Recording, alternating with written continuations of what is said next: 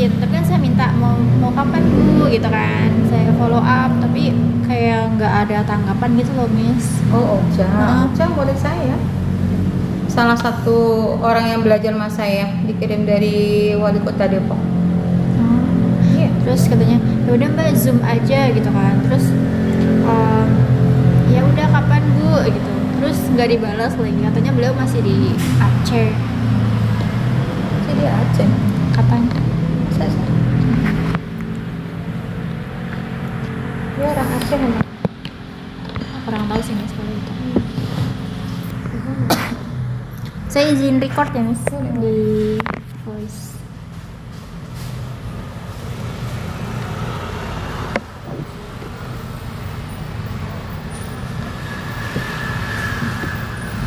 Oh, baterainya habis udah. Mau di charger Miss? Udah lagi dicas.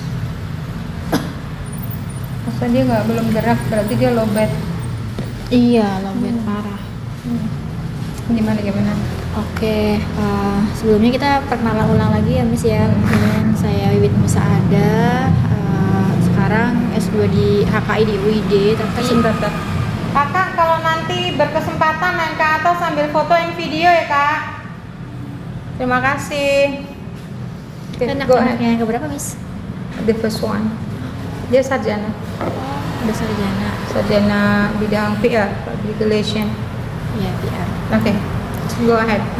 Kebetulan emang ngambil double degree juga yang di UI kan, ngambil industri halal gitu. Nah, sekarang lagi tesis Miss, dan karena kita butuh triangle, jadi minta tolong Miss untuk jadi narasumber gitu. Nah, nanti untuk wawancaranya paling seputar UMKM di Depok, kemudian tentang sertifikasi halal, terkait dengan perempuan gitu. Dan Miss kan benar-benar yang udah praktisi banget, jadi insya Allah udah mumpuni di bidangnya gitu. Oke, sebelumnya mungkin bisa perkenalan terlebih dahulu. Oh, kenal itu ya. Gak apa-apa. Oh, berarti ini baterainya habis nih. Dicas dulu aja. Terus? Mungkin sebelumnya bisa perkenalan diri dulu Miss. Oke. Nama saya Suud Awi. Kebetulan background saya dari S1-nya Hukum Internasional, S2-nya Hukum Bisnis. Kemudian kalau pengalaman saya itu it's around 30 years ya, around 29 to 30 years experience on the business fashion. And other business also, dan saya waktu itu handle 7 negara. Kemudian kalau pengalaman bisnis, kita punya 2 bisnis, itu fashion and food. Sedikit ada masalah ketika COVID kemarin, tapi sekarang alhamdulillah pelan-pelan kita udah benahin, butiknya juga udah berjalan lagi. Untuk foodnya juga sudah pelan-pelan sudah mulai jalan. Kalau untuk foodnya sendiri itu apa aja Miss? Makanan Timur Tengah. Ada Instagramnya, boleh dilihat di Instagram kan. Namanya Shashaba Food. Oh, Shasha. Oh iya, Shashaba. Sasaba brand itu untuk fashion. Shashaba Food itu untuk food. Tadi udah ngecek yang ini sih, yang brand. Oke. Untuk apa namanya, yang kalau yang baju-baju juga berarti yang brand itu semuanya sendirian sih. Semua desain sendiri, inspiration sendiri, kita produksi sendiri. Jadi nggak ada yang punya, maksudnya yang pemasaran sendiri. Kecuali collaboration, kita pernah collaboration dengan Sustainable Fashion. Itu waktu Inacraft. Kita collaboration sama salah satu fashion brand. Jadi kalau kolaborasi itu dari Miss-nya yang apa Miss? Yang desainnya atau yang produksi? Design and production also. Kalau untuk sustainable fashion, kemudian karena collaboration kita atau partner kita di produksi untuk ecoprint atau sustainable fabric, jadi kita kolaborasi di fabriknya. Tapi untuk design production tetap di kita. Oke, kita masuk ke pokok-pokoknya nih Miss. Menurut Miss, gimana sih Miss pandangan Miss terkait dengan perkembangan pelaku UMKM halal di kota Depok saat ini? Kalau di kota Depok khususnya itu menurut saya sudah bagus ya. ada perkembangan cukup bagus gitu ya. Karena beberapa kali saya diminta wali kota, maksudnya dari Disdagin untuk menjadi pendampingan di wali kota. Jadi mereka kirim pengusaha-pengusaha fashion yang cukup bagus dikirim ke saya untuk belajar, dari 1 orang, beberapa orang, sampai kemarin terakhir 10 orang. Dan juga dari grup yang pernah saya pendampingan, mereka ada beberapa yang ekspor, yang program ekspor saya dampingin juga waktu itu, meeting dengan duta besar di Nederland melalui Zoom, kemudian membina mereka bagaimana memahami untuk produk ekspor dan lain-lain, itu juga saya lakukan. Itu sampai udah ekspor juga ya Miss ya? Kalau UMKM-nya ekspornya taraf kecil, bukan yang mass production, karena masih penjajakan kan, ya, belum yang mass production. Oke. Tadi dari mana? Disdagin. Dinas Perdagangan dan Perindustrian. Iya. Kalau terkait dengan sertifikasi halal sendiri, Miss, menurut Miss, apakah sertifikasi halal itu berpengaruh banget terhadap peningkatan daya saing usaha? Ya pasti. Karena yang dinamakan sertifikasi halal itu, ketika seseorang mempunyai sertifikat halal, berarti dia mempunyai value lebih daripada yang lain. Dengan keadaan dia mempunyai sertifikat halal, positioning dia itu value-nya lebih tinggi. Jadi dia punya positioning itu lebih bagus daripada lingkungan atau pengusaha atau UMKM yang belum bersertifikat. Karena bersertifikat halal itu kan nggak mudah, dicek dulu dia harus punya INEB. Setelah dia punya INEB, kemudian mau sertifikasi halal kan, setelah itu ada PIRT, ada BPO, itu juga sampai ke BPOM kan. Nah kalau pengusaha UMKM ini dia memang ingin berkembang dengan baik, dengan legalitas yang baik, ya itu memang harus diikuti. Itu menurut saya ya. Pandangan saya bagaimana pengusaha itu lebih meningkatkan, bukan cuma rasa enak tapi kualitasnya, materialnya halal, dari tepung terigunya halal, misalnya dari garamnya halal, gulanya halal, dan itu sangat penting. Nah, runtutannya itu tidak mudah, nggak cuma sertifikat halal selesai, tetapi dari pihak BJPH itu dari pihak BPJPH ini juga harus ada kontrol, dari MUI harus kontrol, karena kaitannya MUI dan BPJPH ini harus ada collaboration kan. Iya benar Mas. Tentu saja dibantu dengan dinas-dinas terkait ya, dari UMKM-nya gitu.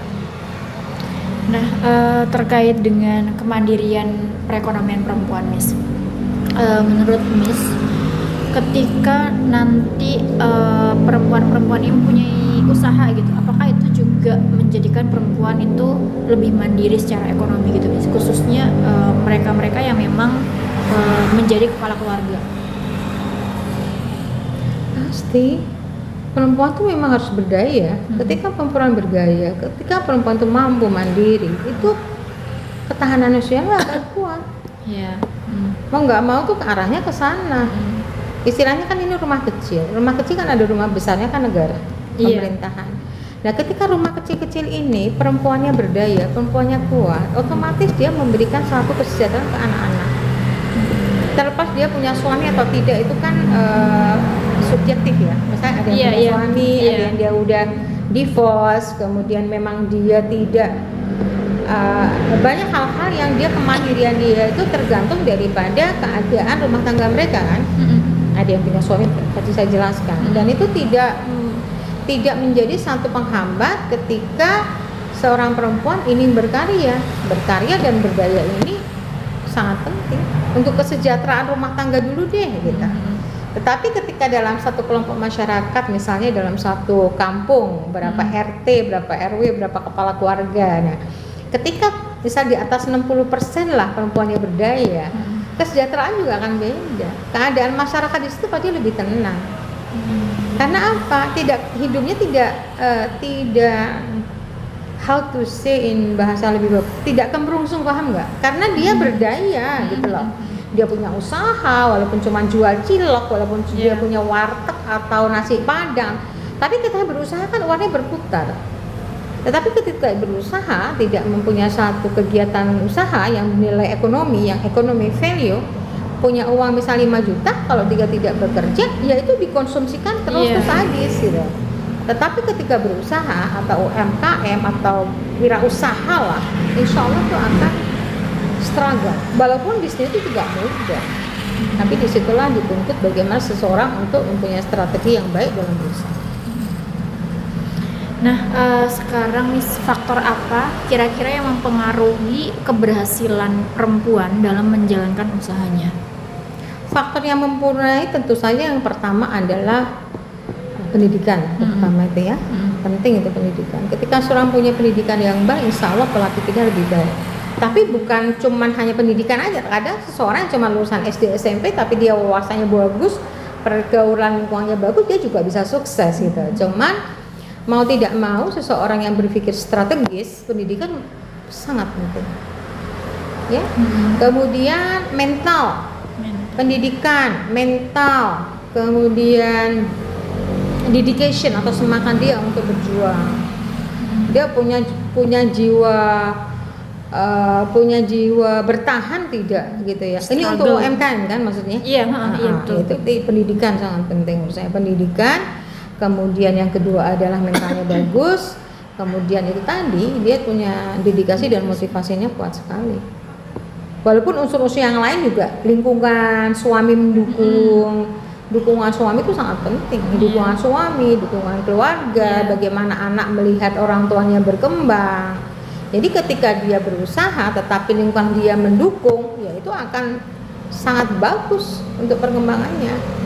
Permasalahan kadang itu seseorang yang istri atau seorang ibu bekerja tetapi lingkungan tidak mendukung, anak-anaknya kurang mendukung. Walaupun misalnya anak-anak udah SD SMP saling membantu, misalnya pagi sebelum kerja dia bantu mamanya dulu mempersiapkan tempat jualan atau apa, hal-hal kecil yang membuat seorang semangat itu dukungan dari keluarga. Ini udah menjawab pertanyaan selanjutnya sih Mas. Sebenarnya pertanyaan selanjutnya adalah itu, apakah keluarga itu juga mendukung terkait itu? Iya ya, berarti emang tanpa dukungan keluarga itu berat untuk seorang ibu atau seorang perempuan ya, untuk berdaya. Jadi kalau kalau emang benar-benar yang tulang punggung gitu ya Miss ya. Iya. Dukungan keluarga tadi saya bilang ya, ada suami, ada anak, ada ibu, ada mertua, ada dalam satu lingkungan keluarga. Itulah faktor yang pengaruh ya Miss. Nah, kemudian Miss, kira-kira apakah ketika perempuan itu punya usaha, dia itu berdampak juga pada pengambilan keputusan ekonomi keluarga? Bisa diulang pertanyaannya? Apakah ketika perempuan-perempuan itu mempunyai usaha, apakah dia juga berpengaruh terhadap pengambilan keputusan keuangan lah, ekonomi gitu? Ya pasti. Di rumah pasti. Terlibat pasti. Bukan berarti dia terus sebagai seorang perempuan dia berusaha menjadi kepala keluarga, menjadi sifat dan perilaku sebagai, enggak bisa. Tetap ada laki-laki kan? Iya. Laki-laki tetap kepala keluarga, tetapi ketika perempuan berdaya, ketika perempuan berkarya, dia juga bisa membantu memutuskan suatu hal yang penting dalam rumah tangga tersebut. Tapi dia bukan sebagai kepala rumah tangga ya. Itu harus di note, harus di ini, karena jangan sampai kesetaraan gender kayak ini yang diperjuangkan itu menurut saya tidak semua perjuangan wanita untuk kesetaraan gender itu menurut saya ya itu pas, bukan salah ya. Nah itu belum tentu pas gitu. You can take a video shoot photo with my hand. Oh gitu. Jadi maksud saya gitu. Jadi ketika seorang perempuan itu memutuskan berwirausaha atau dia sebagai perempuan yang berdaya, bukan berarti dia menjadi kepala keluarga. Itu harus dinut. Tetapi dalam membuat suatu keputusan dalam perekonomian keluarga bisa memberikan masukan terhadap kepala keluarganya gitu loh, sebagai suami. Jadi tidak boleh seorang perempuan ketika berdaya tidak memposisikan dia secara wajarnya, itu salah. Harus memposisikan secara wajar bagaimana kewajaran dalam suatu rumah tangga. Itu kan ada norma susila, ada norma hukum, ada undang-undang perkawinan, Ada etika ya, Miss? ya ada norma-norma, Iya, misalnya itu kan iya. norma etika Iya. harus diikuti. Jadi tidak bisa semata-mata seorang wanita yang berdaya kemudian si perempuan ini menjadi kepala pengambil keputusan dalam rumah tangga, tetap kepala rumah tangga lagi. Itu menurut pendapat saya. Karena kadang menjadi ironi ketika dia sudah berdaya, mampu, perempuannya kuat, tetapi akhirnya membuat rumah tangga itu menjadi satu hal yang screw up, jadi tidak baik, itu juga tidak baik. Jadi semena-mena gitu ya, Miss. Aku udah punya uang nih gitu. Iya, itu sangat bahaya menurut saya. Terkait dengan pemerintah, Miss, apakah pemerintahan Kota Depok ini sudah bijak untuk mendukung penguatan usaha perempuan di Kota Depok? Kalau Depok itu menurut saya bagus, saat pandangan saya bagus, karena selama ini saya juga diminta dari Disdagin, dari pemerintah Kota Depok untuk menjadi pendampingan, dan itu dibiayai oleh pemerintah dari APBD ya. Jadi menurut saya kalau dukungan pemerintah khususnya Wali Kota Depok itu menurut saya bagus. Tergantung dari para pelaku usaha ini, apakah mereka itu mempunyai akses yang cepat ke Wali Kota Depok atau tidak. Ketika si pelaku usaha mempunyai akses yang cukup bagus ke sana, itu akan meringankan beberapa pekerjaan yang administrasi. Dia dapat bantuan pengurusan NIB, hal gratis dan lain-lain. Cuman permasalahannya adalah karena kadang-kadang perempuan-perempuan yang mempunyai UMKM ini kadang tidak punya jalur yang mudah ke sana, kecuali dia ikut komunitas. Gitu. Ketika mereka ikut komunitas, itu akses ke beberapa fasilitas dari wali kota itu akan mudah diakses karena informasi kan banyak. Tetapi ketika mereka tidak punya komunitas, itu agak berat menurut saya. Berarti itu salah satu tantangan ya, Miss ya? Iya dong.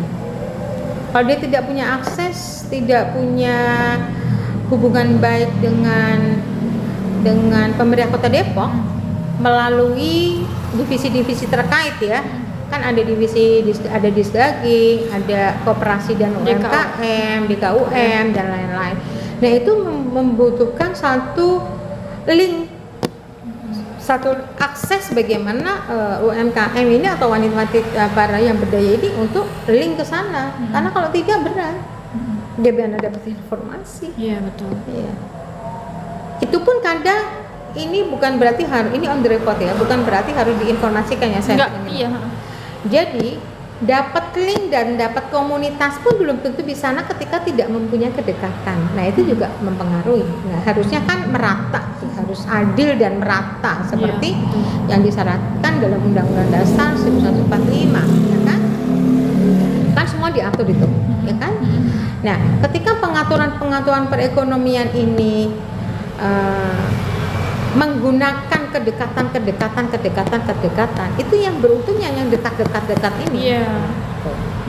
Nah itu harus dikembangkan menjadi yang tidak dekat pun harus ditarik untuk menjadi dekat, dan itu tidak mudah karena orang mendapat akses yang bagus tuh orang kan sayang bagi kadang ya. Yang orang tidak punya hati besar, sayang lah aku aja yang ikut training lah, pelatihan lah, apa kan kebanyakan ya itu lagi yang muncul, itu lagi yang dipakai gitu, padahal masyarakat lain membutuhkan.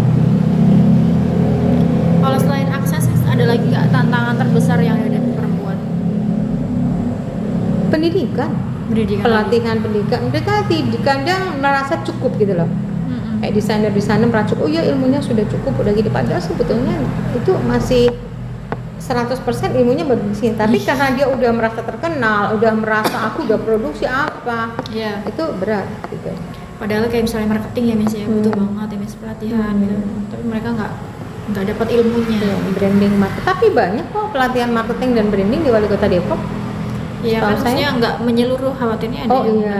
Betul, tidak semua mendapatkan pelatihan itu.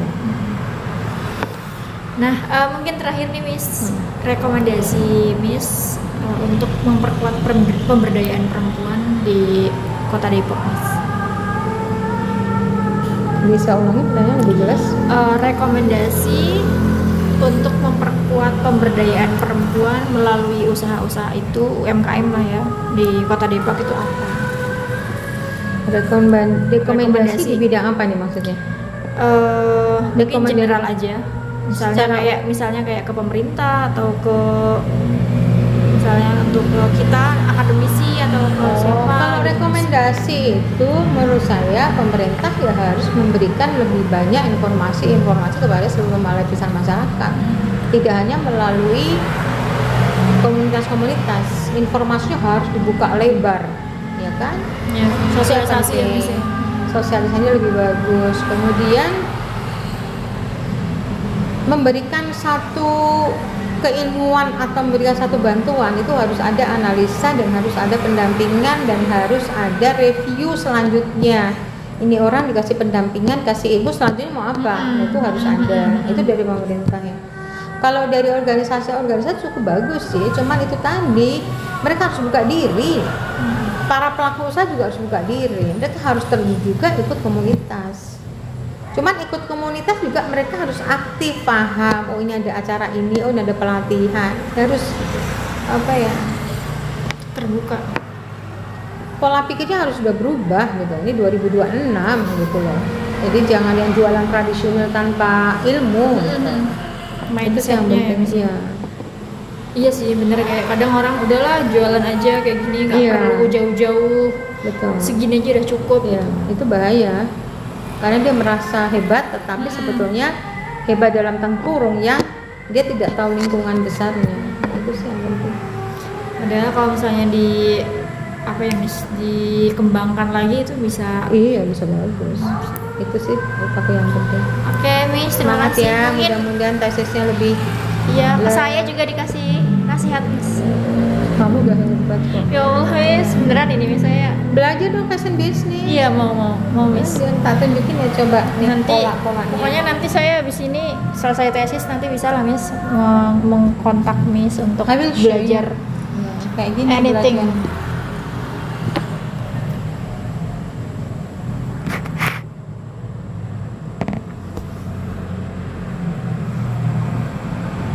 Contoh ini salah satu yang belajar kan kita riset. Kalau anak-anak UID ada yang ini Miss, ada yang ikut ini juga. Oh mahal kan? Iya sih. Ya barangkali difasilitasi oleh kampus. Iya enggak ada.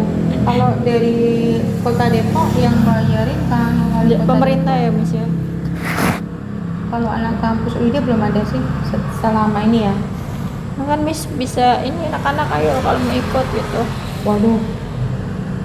Mereka kan pemikiran di pembayarannya ya. Mbak. Iya sih.